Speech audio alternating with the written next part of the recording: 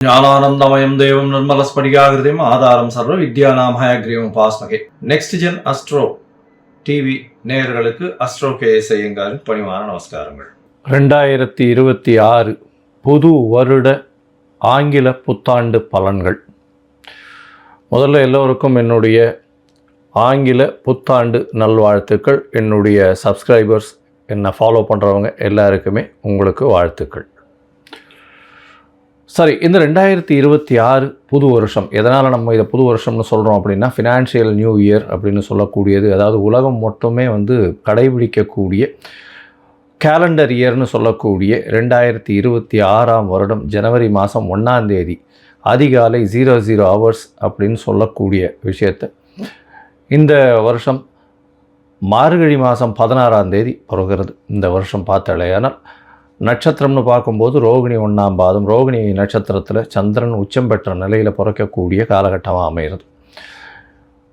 இந்த வருஷத்தினுடைய பலன்கள் எப்படி இருக்கும் அப்படின்றது ஒரு ராசியாகவும் பார்க்கலாம். கும்பம், அவிட்டம், சதயம், பூரட்டாதி, இந்த 3 நட்சத்திரம் 9 பாதங்களை கொண்ட ராசி. ராசியின் அதிபதி அப்படின்னு சொல்லக்கூடியவர் சனி பகவான் ஆட்சி பெற்று போயிருக்கார். இந்த வருஷம் ஆரம்பிக்கும் போது 1/1/2026 ஆட்சி பெற்ற சனி உங்களுடைய ராசியிலேயே உடல் நலத்தில் சற்று பின்னடைவு இருக்கும். இருந்தாலும் மென்டல் ஸ்ட்ரெஸ்ஸு கொஞ்சம் அதிகமாக இருக்கும். மன அழுத்தம் மிகவும் அதிகமாக இருக்கும். நம்மளால் இதை சாதிக்க முடியலையேன்ற ஒரு ஏக்கம் இருக்கக்கூடிய காலகட்டமாக அமையப்போகிறது. இந்த வருஷம் பார்த்தாலேயானால் உங்களுடைய ஆரம்ப காலகட்டத்தில் நிறைய விஷயங்கள் நீங்கள் தவற விட்டுட்டீங்களேன்னு நினைக்கக்கூடிய காலகட்டமாக இருக்கும். ஏன்னா உங்களுக்கு 7.5 சனி வேறு இருக்குது. அதனால் உங்களுக்கு தெரியாமையே உங்களுடைய வாய்ப்புகள் எல்லாமே பறிபோயிருக்கக்கூடிய காலகட்டமாக அமையிறது.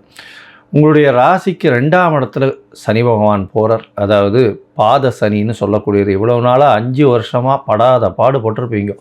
மார்ச் 6ஆம் தேதியிலிருந்து பாத சனி கொஞ்சமாக சனி பகவான் உங்களை விட்டு விலகி நகர்ந்து போகிறார். சனி பகவான் விலகி நகர்ந்து போகிறதுனால என்ன ஒரு ஏற்றம் அப்படின்னா, உங்களுடைய தீர்க்கமான எண்ணங்கள் இருக்கும். உங்களுடைய ராசிநாதனாக இருந்தாலும் சோம்பேறித்தனத்தை விட்டு வெளியில் வருவீங்க. வேகமான செயல்பாடுகளில் ஈடுபடக்கூடிய வாய்ப்புகள் நிச்சயமாக உண்டு.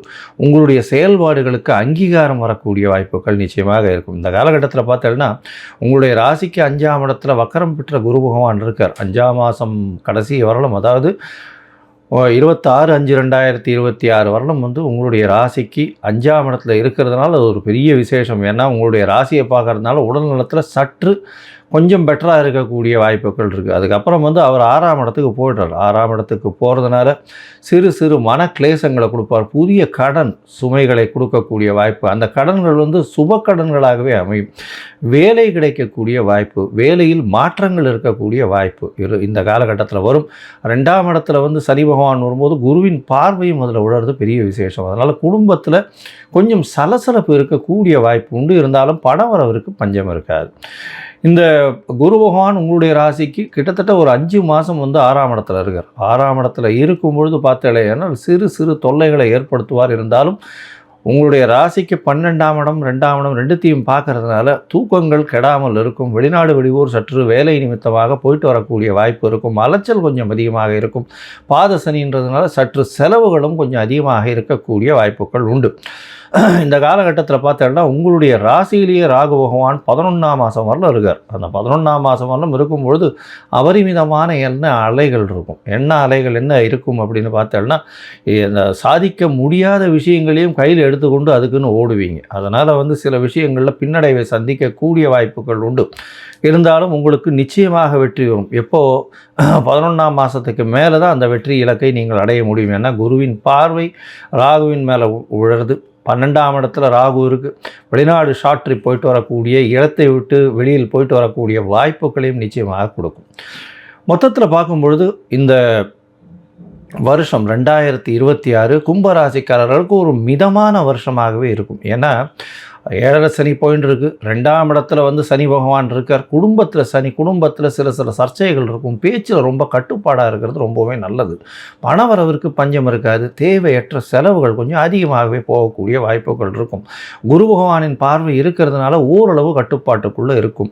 இருந்தாலும் 6ஆம் இடத்துல குரு பகவான் போய் இருக்கிறதுனால கொஞ்சம் உடல் நிலையில் கான்சன்ட்ரேஷன் ஜாகிரதையாக இருக்கிறது நல்லது. ஏன்னா 6ஆம் இடத்துல குரு பகவானும் மறைஞ்சு போகிறதுனால உடல் நலத்தில் ஜாகிரதையாக இருக்கிறது நல்லது. தூக்கத்தை கண்டிப்பாக மினிமம் ஒரு 6லேருந்து 8 மணி நேரமாவது தூங்குறது ரொம்பவும் நல்லது.